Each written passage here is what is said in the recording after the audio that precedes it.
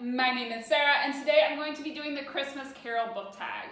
I was tagged by John from Hey Y'all Listen Up, and I'm really excited to do this. The first prompt is The Ghost of Christmas Past, a childhood favorite. So for me, this has to be the Chronicles of Narnia. I think I've talked before on my channel how much I adored the series as a kid.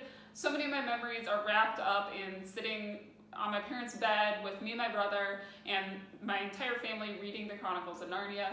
It has so many great memories for me, and it was honestly some of the books that really learned me how to read and how to encourage my love of reading. The Ghost of Christmas Present, a recent book that you think is going to become an all-time favorite.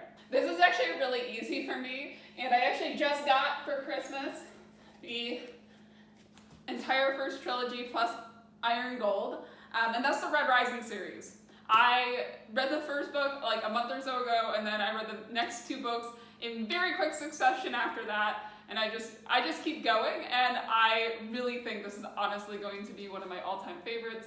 I adore this series. I adore all the Roman references, and actually a book that I was nonfiction that I just read on Rome, on ancient Rome, really made me appreciate all the work that Pierce Brown did to really throw in a lot of different touches that, as you become more familiar with ancient Roman culture, are just like so neat to pick up on. But anyhow, love the Red Rising series.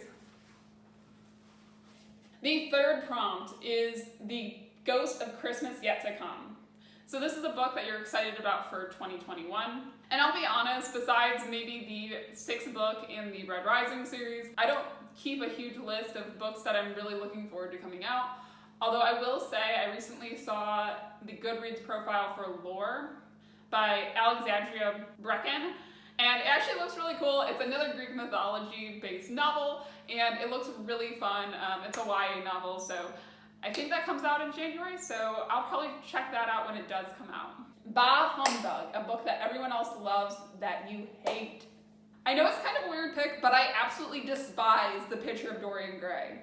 I did this during my 100-day 100-book challenge, and I absolutely loathe the book. It feels like everybody who reviews it on BookTube really enjoys it, so I don't know if they're reading the same book as me, because I just did not enjoy it. I did not enjoy any of the experience of reading it, and even though it was one of the shortest books I read during my 100-day 100-book challenge, it dragged like no other.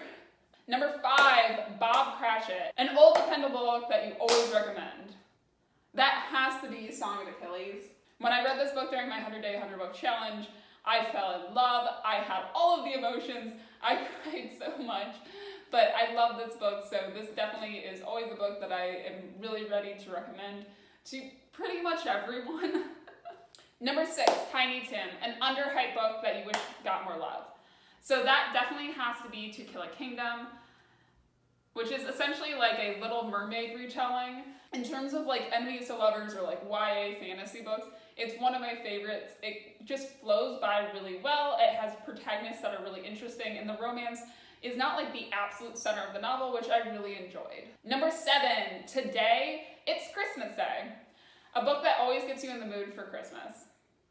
Now, I kind of have two answers for this.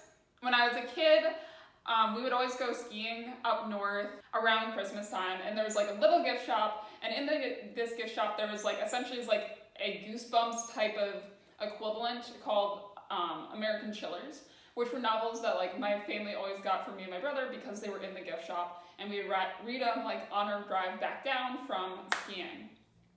So kind of those, but also more recently, anytime I'd go home, I would always revisit Nobody Rides the Unicorn because I just love like the art in this book. Like it's one of the children's books that I actually kept as an adult, and the art is just phenomenal. Like I don't know why, but the illustrations just like, it does stuff for me.